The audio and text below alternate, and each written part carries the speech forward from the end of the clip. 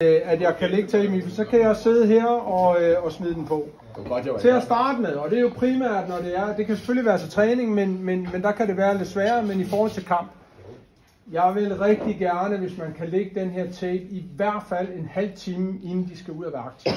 Og det har noget at gøre med, at hvis jeg lægger den, og så går ud og varmer op med det samme, så begynder jeg at svede, og så slipper tapen ret hurtigt. Hvis jeg får lagt den lidt før, så den lim, der nu engang sidder på tapen, den varmer huden op, og så sidder den bedre fast.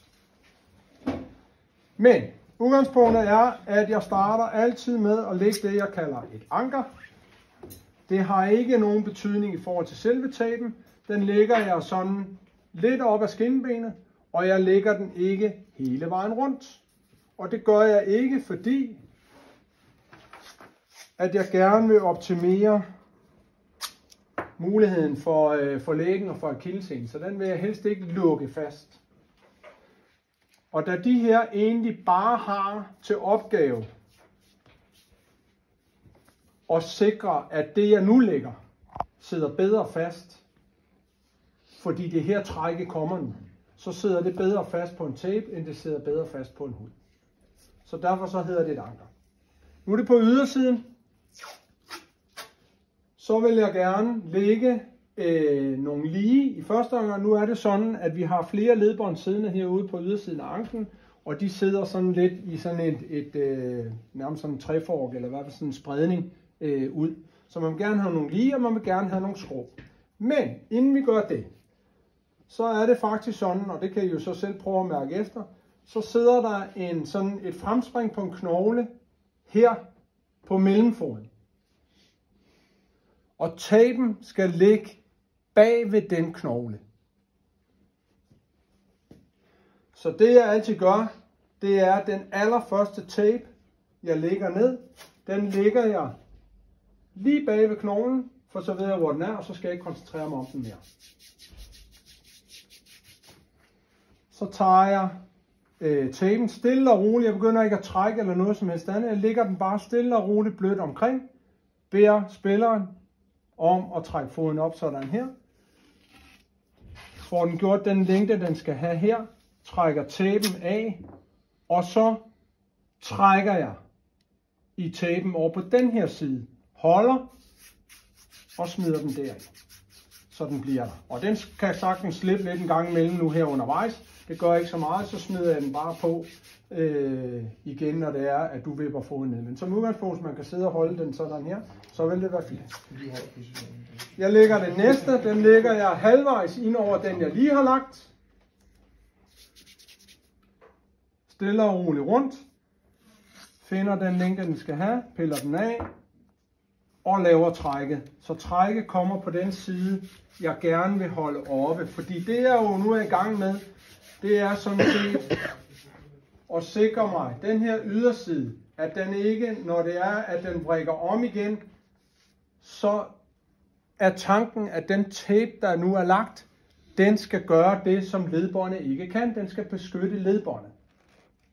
Den beskytter mig ikke nødvendigvis for, om jeg brækker om igen, men hvis jeg brækker om, så trækker jeg ikke og smadrer ikke anklen yderligere, så skal tapen tage det.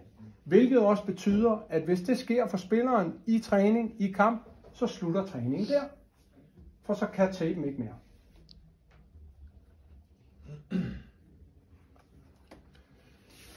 Jeg lægger typisk 3. Jeg kan godt lægge lidt flere, hvis det er til en kamp, for lige at det skal holde til lidt mere. Men jeg lægger den tredje på midten af de to andre. Smider den om. Hiver af og trækker. Sådan der. Nu har jeg sikret anklen i den lige position her. Men lige præcis som du gør der, Gangsted, så er det jo så lidt med de forreste her. Dem skal vi også beskytte, for dem beskytter vi sådan set ikke nu. Så nu skal jeg til at have de skrå. Og det vil sige, igen så starter jeg der, hvor den er. Sammen med grundlag. Stille og roligt rundt. Ikke noget med at hive i det her. Men lige så snart jeg kommer om på den her side, så trækker jeg, og nu begynder jeg at beskytte de skrå, holder foden oppe. Og stadig bag den der knogle, ikke? Ja, og den ved jeg jo, at jeg er bagved, fordi jeg lagde den første tape, så det vil sige, så længe jeg bare holder mig på linje eller videre bagved med den, så er det, at jeg ikke skal bekymre mig mere omkring den. Typisk så vil 3 Jeg har prøvet det der mange gange. stykker vil som udgangspunkt være nok, og det vil sige, når nu jeg vrider sådan her. Det hiver lidt i hårene. Ja, det gør det så også. Men det der så også gør i det, når man ikke lægger mere, fordi hvis man går ind og kigger på mange andre, så er det jo meget mere plastret op og meget mere, hvad skal man sige, støttende. Og det igen, som jeg siger, det kan man også godt vælge en lille smule mere i forhold til kamp, fordi der vil man gerne have, at det er lidt mere sikkert. Men man skal bare passe på, at man ikke låser helt foden fast.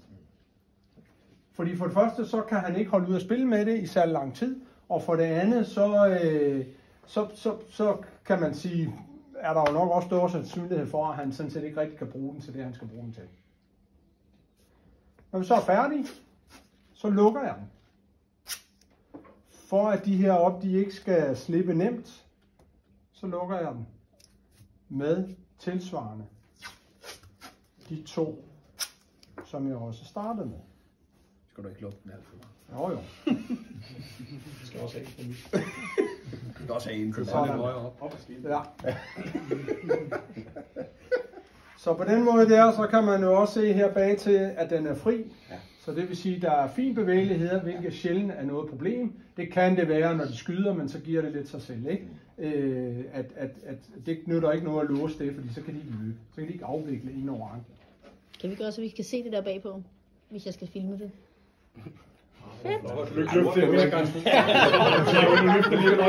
Og filme alle mulige frække steder hen. Ja, nu skårene, og derfor at jeg jo ellers har, fordi de kommer jo indimellem ind til mig, og har jo en tid lige inden de skal på træningsbanen. Men jeg har sådan noget lim på spray, som jeg så smider på. Det var godt, du og der er det jo så, at de jo takløst enten beder om at få en tid noget før næste gang de skal tabes, eller så har de været hjemme med skraberne. Ja. Og kommer med deres fine underben.